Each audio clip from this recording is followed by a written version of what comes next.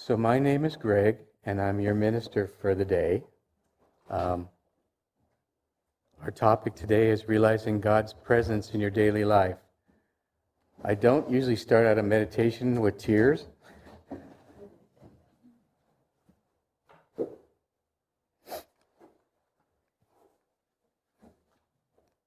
But whenever I hear this song, I'm reminded of a dear sister that used to perform this song, and I feel her presence here. Okay, compose yourself, Greg. Okay. So last night I had the opportunity to stay here on the ranch, and I left the curtains open in the room.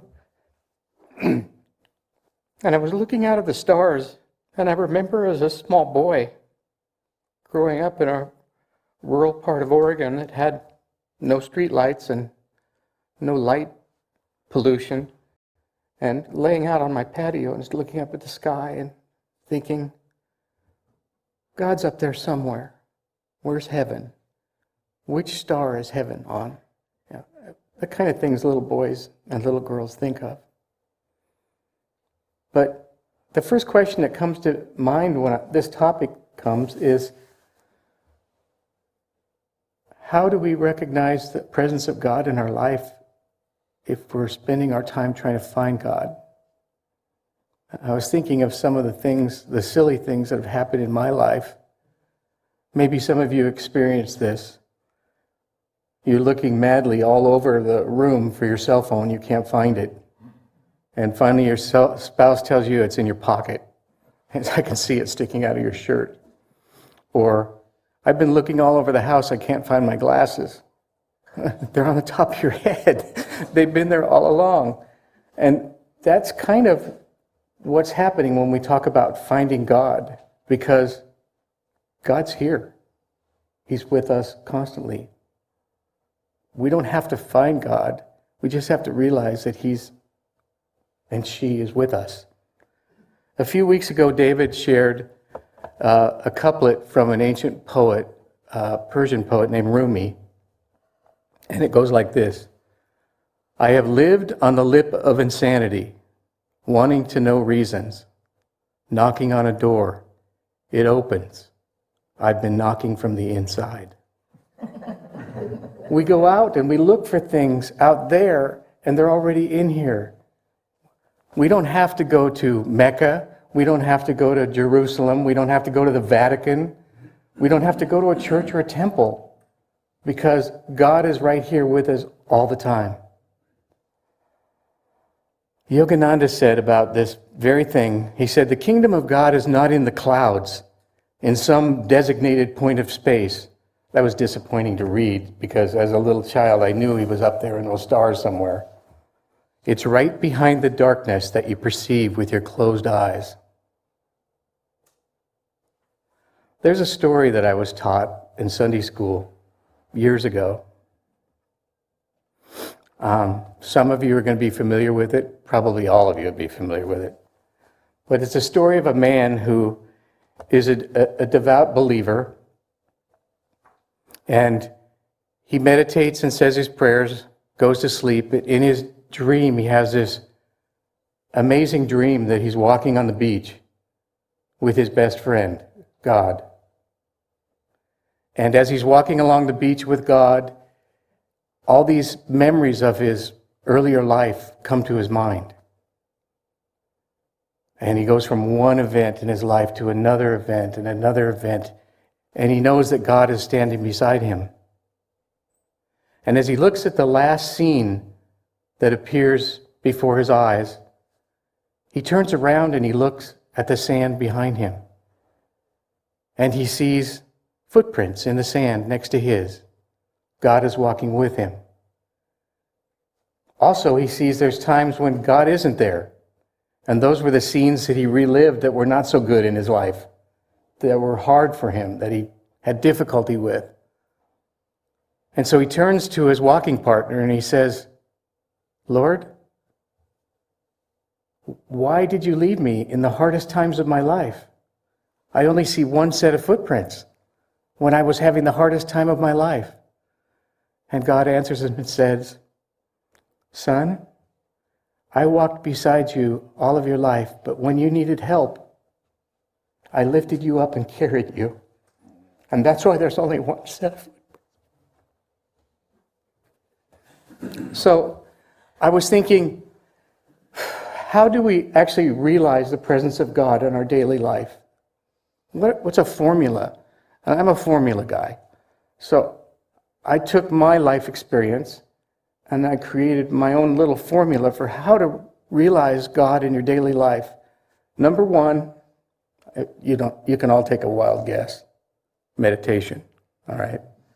Number two is stop the game of dislike and like and making judgments in your life. Number three was talk to God as if he or she were your best friend. Fourth, express gratitude to your Creator. And number five would be to listen. So I want to talk about each of those pieces individually. Yogananda said about meditation, he said, first practice the presence of God in your daily life by making meditations very deep. Along with periods of meditation, you should think day and night of God. I don't know if you try to do that, but it's pretty difficult. God responds when we make the effort.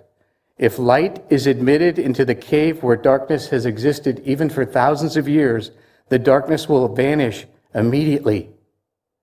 So will our faults and weaknesses vanish when we bring in the light of God. How many of you actually have a meditation technique by show of hands? Okay. And many of you have Kriya Yoga, I'm assuming. So with Kriya Yoga meditation, with our inhalation, we draw in the feminine divine and raise it up. We pause and then we exhale and we draw down the divine masculine.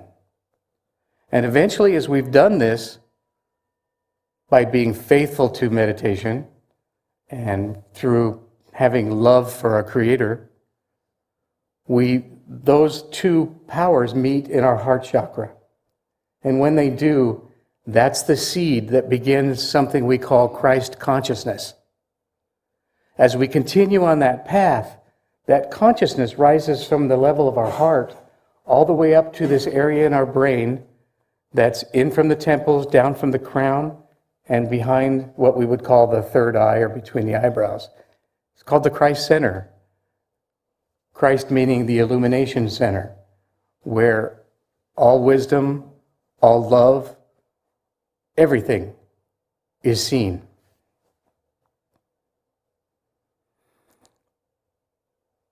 I was a faithful morning meditator when I lived here on the ranch. And oftentimes, because I had to get to work, I rushed home, finished getting dressed and leaving the ranch and taking off. But I found that if after morning meditation, we actually don't just rush into doing something else, like making breakfast or going home and taking a shower or doing something else, if we take that time to see the beauty around us. Driving home, I started seeing, what are the horses doing today? What are the cattle doing today? Look at all those little turkeys that were just born, running across the road. I observed that, and that brought me closer to God. These little children that were here, that brings me closer to God. I don't care how rambunctious they are. Little children are closer to God than most people on this planet. And it warms my heart to see that. But you're going to come across people during your day, your horrible boss. Okay, some of you have a horrible boss. You're a homeless person who's begging on the street. Even the guy who cuts you off in traffic when your reaction is to say something angry in your own car. Try seeing the beauty in that. Try to understand. Hold that meditation that you had in the morning in your heart and try to see God in all those people. God is playing all the parts in the play that we're in. So remember, if there's And when we watch a play, there's a protagonist and there's an antagonist. And we meet antagonists in our life. Just remember that antagonist is also God. So we can recognize all through our day that God is in everyone we meet.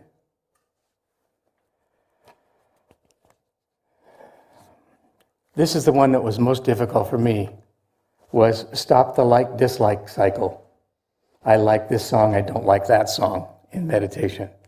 I like this person, I don't like that person.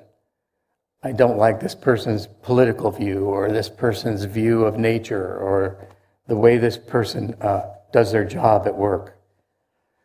And as I was thinking about this one, I was reminded of a story from Autobiography of a Yogi, where Paramahansa Yogananda, before he had his own guru, was traveling through a train station.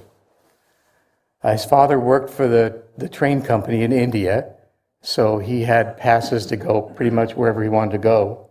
And this particular time, and I probably should read this because his words are fantastic. Another day found me walking alone in the Howrah railway station. I stood for a moment by a temple, silently criticizing a small group of men with a drum and a cymbal who were violently reciting a chant. And I thought, wow, what a choice of words, violently reciting a chant. And he thought to himself, how undevotionally they use the Lord's divine name in such mechanical repetition. As I was reflecting, my gaze was astonished by the rapid approach of Master Mayasaya. So some of you have read and understand Yogananda's parents, their guru was Lahiri Mayasaya, who is part of our spiritual path. And he came up to Yogananda and he said, "Sir, how come you here?" Actually, Yogananda asked him, why are you here? The saint, answering that question, answered the thoughts that I was having before he showed up. "Isn't it true, little sir, that the beloved's name sounds sweet from all the lips, whether they're ignorant or wise?" He passed and he put his arm around me affectionately, and I found myself immediately carried on his magic carpet to the merciful. What happened there? Well, when we criticize, when we rationalize, when we make judgments, that comes from an area of our brain right here, where my receding hairline is. It's called the frontal lobe, okay? That's the home of rational thought. What did Lahiri do? Lahiri simply touched him and brought him back to the spiritual eye. And at the spiritual eye, he could appreciate these violent chanters. He could appreciate their effort to do something to raise the consciousness of the people in that train station and their spirituality. That's something we can all do. This is going to be an interesting phrase, but I believe that our spiritual progress is held back by our attachment to this play we're in. When we don't see what's behind all this, when we don't understand what's going on truly in reality, we get caught up in all kinds of things in this lifetime.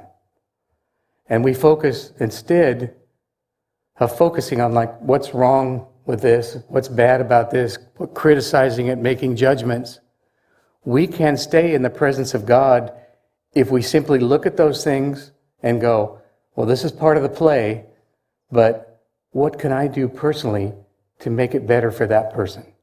What can I do personally to make it better at work? What can I do personally to make it better in this country? The third thing I wanted to talk about was talking to God. We often pray, and if I can make an aside for a second, I learned this from Brother Jake. Because Jake would say a prayer and he'd say, our dearest friend. And when he first started saying this, it's like, my dearest friend. Wow, I'm missing out on something if he's not feeling like my dearest friend. And so, still today, I commute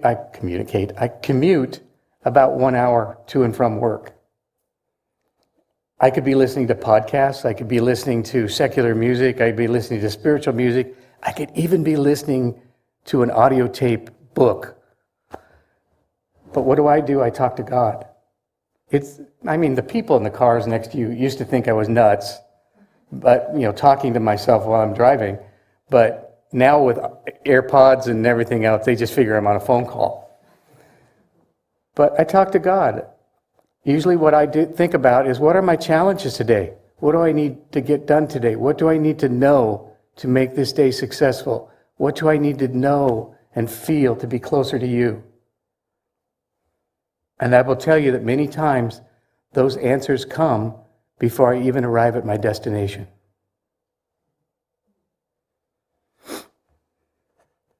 The third thing, I'm getting these numbers all mixed up. The fourth thing is gratitude. There's going to be days that I was commuting, and I'm still commuting an hour each way to work several days a week, that I would think to myself, well, I don't really feel like talking to my best friend, so let's just talk to my best friend and tell him what I appreciate. Let me show some gratitude. So I started doing that. I would be driving along the road and I'd see poppies in the middle of the highway, and I would say, you did a great job with these poppies. He made me smile, and they're beautiful this morning. We can look out there. The first thing I thought of this morning was how gorgeous it is here, and how wonderful it is to live in this part of the world and have temperatures that are 20 degrees lower than what I've been used to. It's just wonderful. We can look at children and be thankful for them and grateful for them, particularly our own children, and seeing their successes in life. So gratitude keeps us in the presence of God. Talking to God keeps us in the presence of God. Meditation keeps us there. And stopping this judgment and like-dislike cycle that most of us as humans fall into on a regular basis. The last one is listen to God. So one of the things I thought of, and Jake was my inspiration for this too, is when you listen to God, remember that you're having a conversation with your best friend. What do you talk to your best friend about? You talk to your best friend about everything. But it's important to listen to what they have to say. Listen to what God has to say. Listen during the day if you've been trained to listen for the sound of Om. That's God in the background all day long, all night long. Listen for that still small voice when you're in meditation that brings you an answer. And oftentimes we get an answer to something we're troubled about, and we go, that was really good. My conscious and subconscious came up with that. No, it didn't. God gave you that information. We need to recognize that. I have a story, and this is actually a true story that happened. Part of it I'm not proud of, but part of it changed. So when my girls were very young, they had a very giving heart. And we would visit places like San Francisco or other large cities, and there would be homeless people everywhere with their hat out or a bowl or something, wanting cash. And they always wanted to give money to them. And I said, we can't give money to these people because we don't know which ones are going to use that money to buy more substances to abuse themselves, or which ones are really going to use it for shelter and food. Well, a few years ago, I spoke at a conference in Salt Lake City, and I stayed with my daughter that lives up there.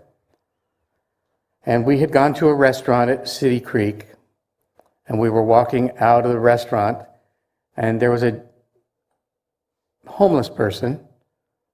He was there with a small dog, and he had some knives, and he was carving the most exquisite walking stick I'd ever seen. And he had his hat out there, and there were a couple dollars in there. And I started to walk by, remembering what I'd taught that daughter when she was younger. And all of a sudden, this thought came to my mind, this man needs help. And I went back and I put money in his hat and I talked to him for a while. Not as a privileged person to a homeless person, but human to human.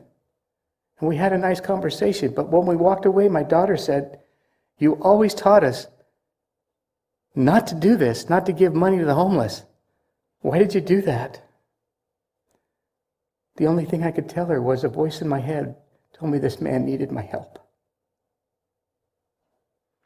Listen to God. We're going to take a few minutes now, about 15 minutes, and meditate together. April will lead us with the bowls into meditation. For those of you that have never meditated before, we'll give you some real simple instructions. Sit up straight, keep your chin level with the floor, close your eyes, breathe a deep inhalation in and pause, and then exhale and pause. Meanwhile, while you're doing that, concentrate your focus on the back of your eyelids, looking straight out to about here. All right? Maybe a little closer. That's your movie screen. So as you get more and more formal meditation training, you'll learn how important that is. But you can do that. It keeps you busy so you don't have wandering thoughts. But April, go ahead and lead us into our meditation time.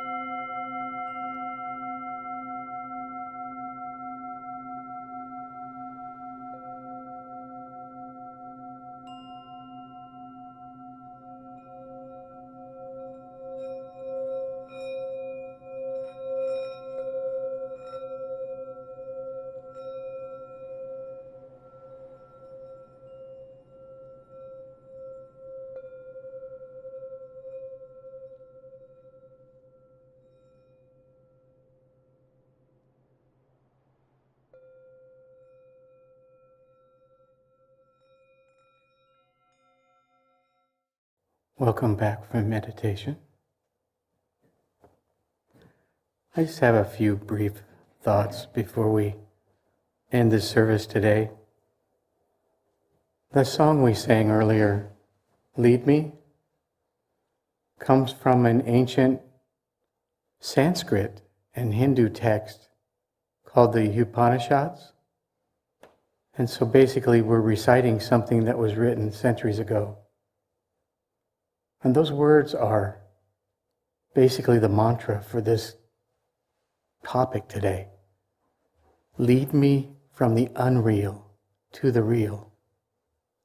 Recognize we're in a play. And what's really behind all this play is what matters. Lead me from darkness into light. That's the whole idea of remaining with the presence of God in our life every hour of the day. Lead me from death to immortality. This is, people pass from this life, but they're not gone. They live again. We all live again. Lead me on in thy light. That's the challenge right there for this topic, is to how long during the day can we stay in the light? Every one of us in this room is worthy, has all the parts and machinery that they need to stay in that light all day long. All we have to do is practice. Yogananda said in a poem that he wrote, he said, "No matter where I go, the spotlight of my mind ever keeps turning on thee, and in the battle din of activity, my silent war cry is ever, God, God, God."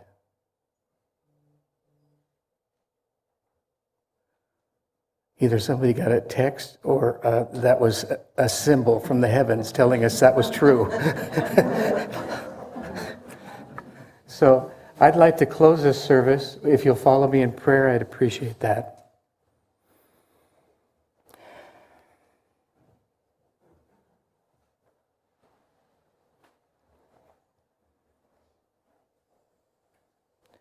O Divine Father and Mother, help lead us from darkness into light. Help us to see with our spiritual eye and not be critical and judgmental. Help us through our practice of meditation, of talking with you, listening for you, showing gratitude toward you, to be our best friend.